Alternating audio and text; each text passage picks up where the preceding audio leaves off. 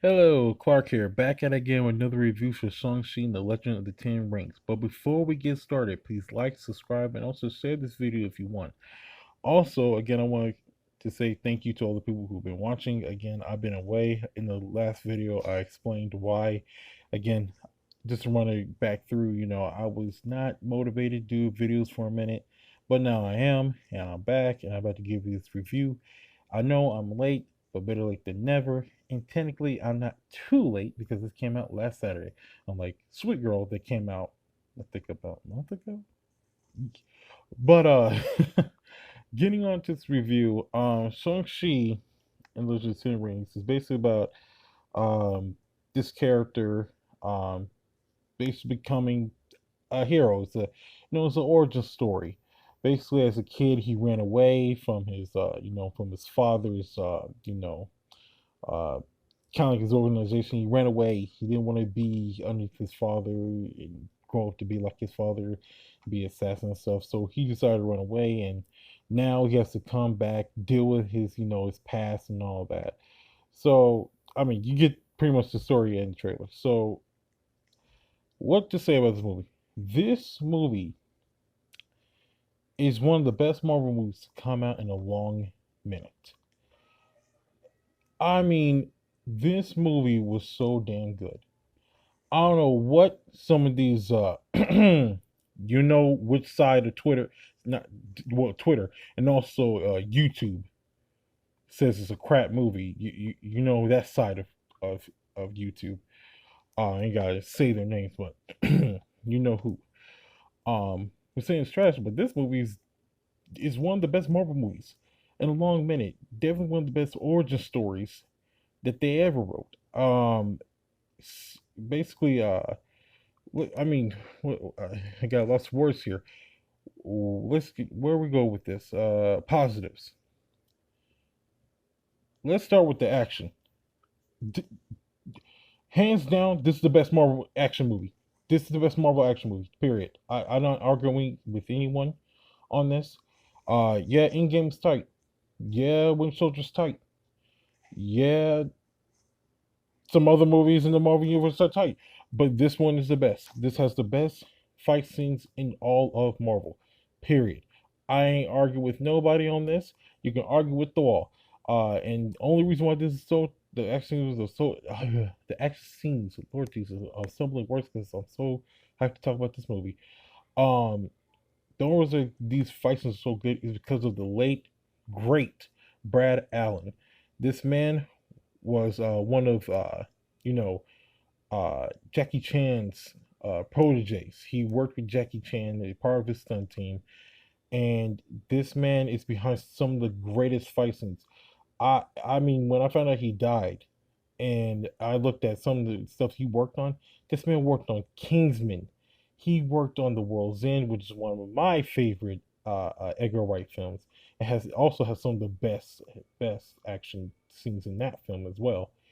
This man literally made some of my favorite fight scenes in film history. So hearing that this man was behind these fight scenes, I mean, by God, these fight scenes really showed how talented this man was. Rest in peace to Brad Allen. He truly was the talent, and he will be missed. These fight scenes were amazing. It not only showed the speed of the character, but showed the power of him as well. They were filmed amazingly. That's definitely the director did his job. Like, shout outs to Destin Daniel Cretton. He did a fantastic job with the action. Another high point to this film is the acting. Simu Liu, and I heard this was like his debut film. He does a great job in the role. He did a really good job for his first movie. I really liked his performance. Um, Minger Zhang. If I butcher your name, I'm sorry. She does a great job playing the sister, Xing Li. She does a great job. But I think the biggest standout is Tony Leung. Again, I apologize for butchering your name.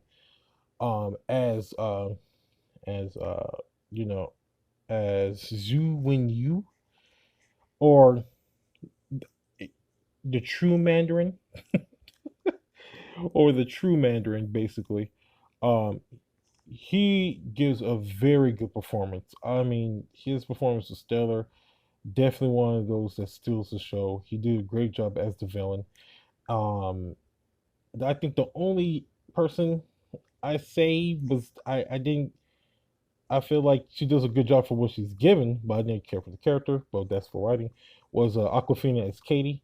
I thought some parts she was funny, some parts she's not. She wasn't, overly annoying. She wasn't there, and maybe that's due to more so writing than her performance. But she was cool. I mean, given what she was given, she did a pretty good job. Now, getting on to the writing, um, the writing in this movie, again, definitely one of the high marks of this film. Uh, Not only is the writing good,